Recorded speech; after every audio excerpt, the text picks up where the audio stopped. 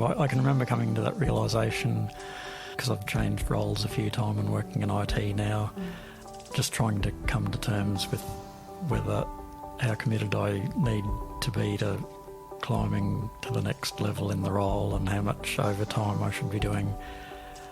I realised that our role as parents is the most important job, I think, in the whole world. So any decision I make shouldn't be denigrating or taking away from that role. Hello and welcome. I'm Tanya Reason and this is The Gospel According to Mum, the show where we discuss the transformational work done in us by Jesus Christ as we live out motherhood and discipleship with Him. For this episode, we'll be taking some time to rest and recap episode 5 with Sharon Ward. My guest is Tony Brooks. Tony is husband to Cheryl Brooks. He's been involved in ministry through worship, eldership, and as a small group leader. He's a father and foster father to 3 children and has long been an advocate for the City Bible Forum. In part 1 of this episode, we look back together through part 1 of Sharon's story and discuss prayer in times of anguish, how we might prepare ourselves for such times, and what it is that can block our way to God.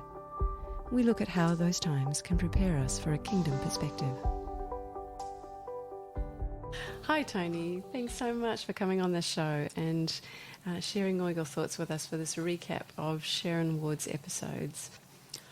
Thanks for having me, and I'm looking forward to having something to say. We'll get straight into it. We're going to have a look, obviously, at each of the 3 parts of Sharon's episode, and we're going to take a scriptural view. So we'll focus on some specific scriptures that Sharon mentioned in each of the parts. The first one we're going to have a look at is in part 1, Sharon shared her journey with infertility.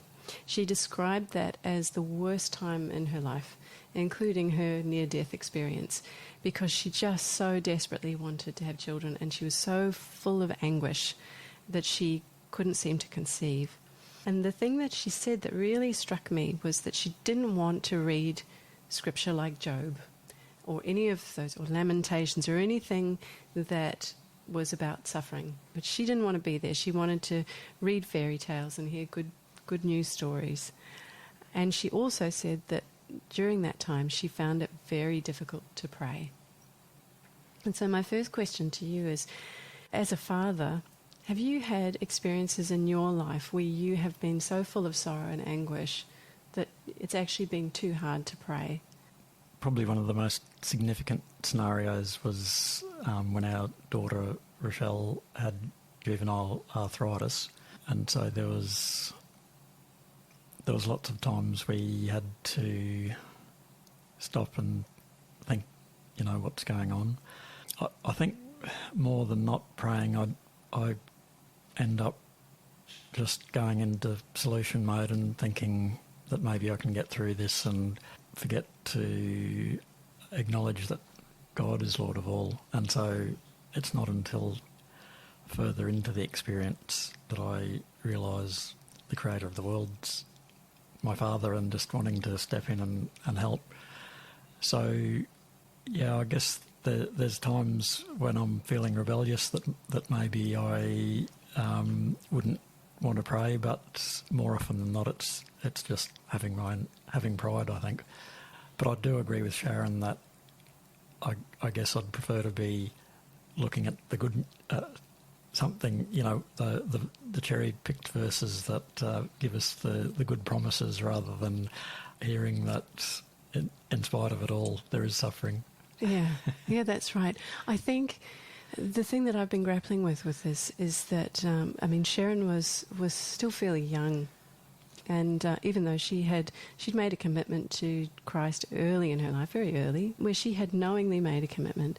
And the thing that sticks out to me is that no one tells you when you become a Christian, or as you progress towards God, no one tells you that it's likely there will be suffering in your walk as a Christian, specifically because you are a Christian. And yet, Jesus is upfront about it. In Luke 14:27, he says, "And anyone who does not carry his cross and follow me cannot be my disciple." And if we look at what God did to Jesus, And not just on the cross, but his entire trajectory towards it, there was significant periods of suffering. And yet we're always surprised, aren't we? And I think in some ways we kind of hope we'll be the Christian that doesn't, which is a completely backward way of thinking, isn't it? Yep, it happens to everyone else, but not me. Yes. Yeah, well, I think that's helpful in times of suffering to remember that Jesus died for us. And like he was in anguish, he asked God, called out to God, can this suffering be taken away? But it's just hard to comprehend God and Jesus, like that relationship, how anxious he must have been. But Jesus went through that for us. Why shouldn't we expect things not to be right sometimes? Yeah, well, that's right, isn't it? I mean, he was obviously in horrendous anguish. I've never sweated blood. I've never been so worked up that I've actually sweated blood. And so I can't imagine how he was feeling and what he knew that we don't know that he was going to go through. And yet he did pray, didn't he? He wasn't so anguished that he couldn't pray. And he wasn't even silently praying. He was crying out to God.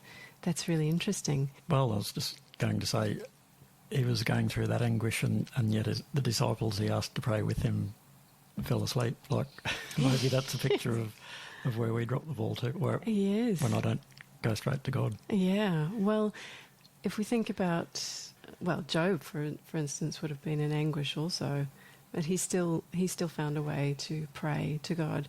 But I've been reading Nancy Guthrie's book, Holding On to Hope, that Linda Chambers actually brought in her episode. She suggested it, and she talks about Job, and she talks specifically about the fact that Job, even though he brought his complaints to God, and he was very open and honest about everything that he was suffering, and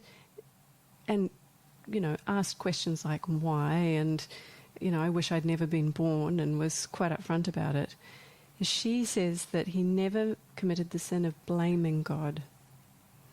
And I think, obviously, Jesus would never have done that either, because he would have understood, as Nancy Guthrie puts forward, that there is suffering with purpose. What do you think about that? Well, I've actually Googled once theology of suffering, because I thought it seems so integral to our experience. Like, who doesn't meet suffering at some stages of their life? And I've had one of the worst times in my life was death in the family and marriage struggles that it seemed to be everything happening at once. But I felt that drove me to God, and it's probably like reading Job. It's not the nicest thing to hear, but maybe that's why there's suffering in the world, because it strengthens our relationship with God. For me, anyway. Maybe I'm just a rebel. I think sometimes I need a bit of adversity to give me a shake-up and make me realise how much I need God. Yeah, well, we do. We do need to be reminded, don't we? Because as soon as things are going well, we tend to forget that they're going well because of him as well. If he orders and provides everything, then the thank yous start to become a bit thinner on the ground, and then I've got this, God, you can handle the big stuff, and that's right. That's another good point. When we're thankful, I think that's a blessing to us and God. We need to be thankful for what we're in, and remember how much we've got to be thankful for. Yeah. Well, that sort of brings us to the idea of almost of practicing for suffering, doesn't it? I mean, if we know that there are times of suffering, then perhaps we should be taking steps to prepare ourselves for those times, knowing that it might be so much that we don't want to pray anymore. And understanding, there's really two things here, understanding why that might be. I wanted to ask you about this because I don't know that you'll be able to specifically understand it, but a lot of the Christian women who have been believers and gone through an infertility journey, including myself, have mentioned shame. And I've recently spoken to another mum who was actually an atheist up until the point that she conceived. And she said she felt no shame. Well, not the same level of shame. And I'm toying with the idea that what we're feeling is not actually shame, it's blame. What do you think is the effect when something isn't going the way we want and we're suffering? Whether it's actually that we either blame God for it not working or we blame ourselves. So that question of what have I done? That's really laying blame, isn't it? Yep. Or what have you done, God? And I'm pointing my finger right now, everyone, because it suddenly occurred to me that that's accusing, isn't it? Yeah. Like, what do you think about the concept of blame when you're bringing something to God? Well, that makes a lot of sense to me. I think it seems built into us, and maybe it's bred into us from a young age. If I do what I'm told, I'll get a reward. I'll get toys at Christmas, or if I finish the vegetables, I'll get ice cream. To schooling, if I read all the books, I'll get good grades. So if that's what I truly believe, I guess if things aren't going right, there's obviously something wrong, something to blame. But yeah, it makes me remember what Sharon said, quoting that verse from Matthew about the sun shines on the good and the evil. It just seems to be a common experience to all, that we will experience suffering. And I mean, I guess there's two types of suffering too. There's consequences to actions that maybe we could learn from, but then there just seems to be that suffering that has we can't see the purpose in it at the time. It just we want to blame God. Yes, yeah, we do, or ourselves, or both. Yeah. I mean, it's right there in Job. They talk about these things happen to people who are wicked and have sinned. Job. Yep. I mean, it's right there, and we almost can't help ourselves. I wonder if that's the innate evil within us, which of course Christ didn't have. Maybe that's why he was so free to pray. If we can put down that blame stick, stop whacking everyone around us with it, then maybe we can pray the way we should when we're suffering. Yeah, I guess pray. Yeah, I suppose he was praying in faith. He knew God was in control and just laying it out before his Father. Yeah, submitting still. And so with Sharon's story, at the end of that episode, she does quote Job herself when she says, Job 19:25-26, "I know that my Redeemer lives, and that in the end he will stand on the earth, and after my skin has been destroyed, yet in my flesh I will see God." And that brings us to part 2 of her story, where after the children had been conceived, she was in a position where now resources were quite tight for obvious reasons. And she came to a point where she found it easy to pray because they prayed and they saw miracles were her words. But I think also the fact that she was able to quote Job and then lead into the next scripture that she brought, which was Matthew 6:33, "But seek first his kingdom and his righteousness, and all these things will be given to you as well." Her mind, through that experience of suffering, it seems as though her mind had already started to shift. And at this point now, she's going through a different scarcity. She has her family, she has the people that she wanted, but now it's a scarcity of resources. And that seems to have affected a really big change in her heart and the way she viewed things.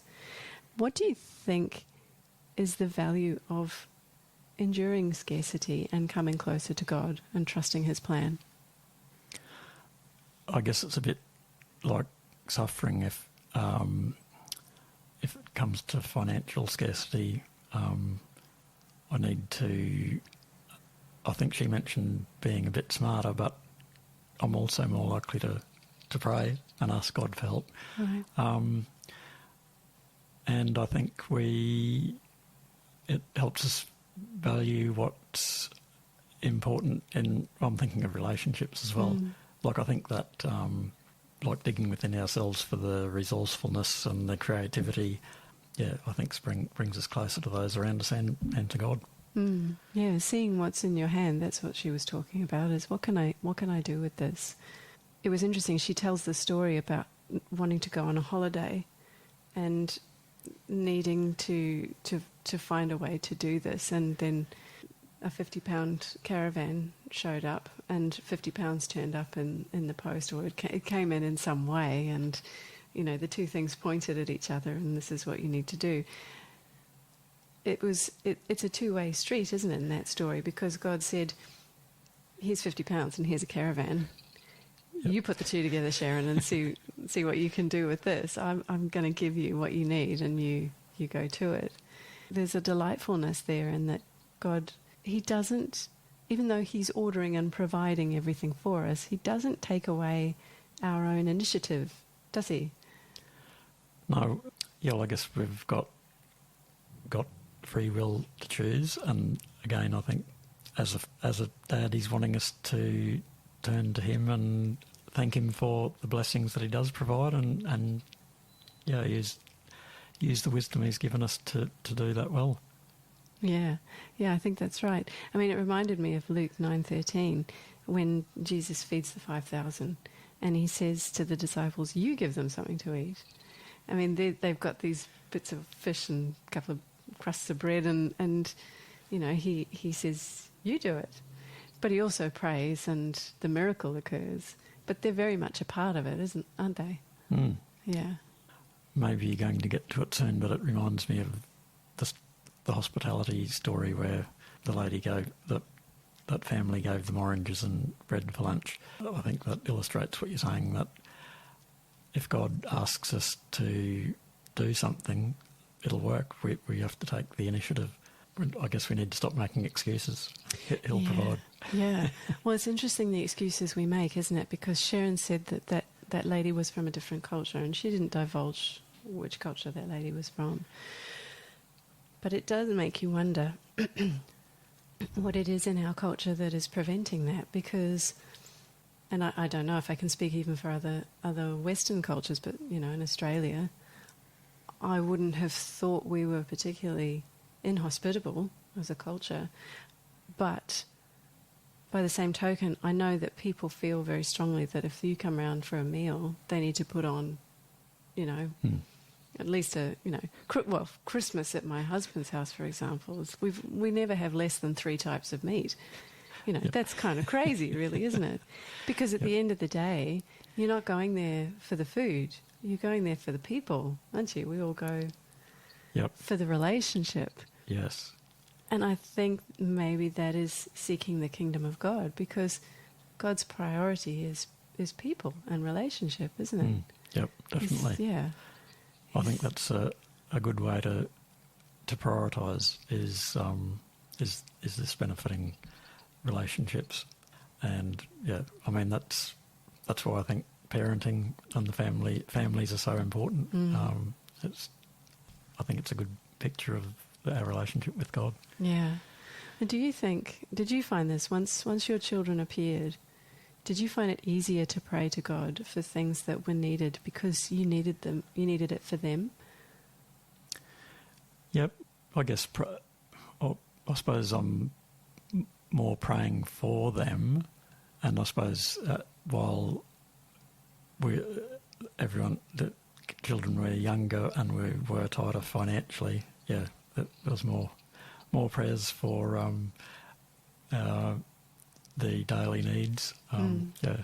But I guess would be more focused on praying for my children and their welfare and loving Him, loving God.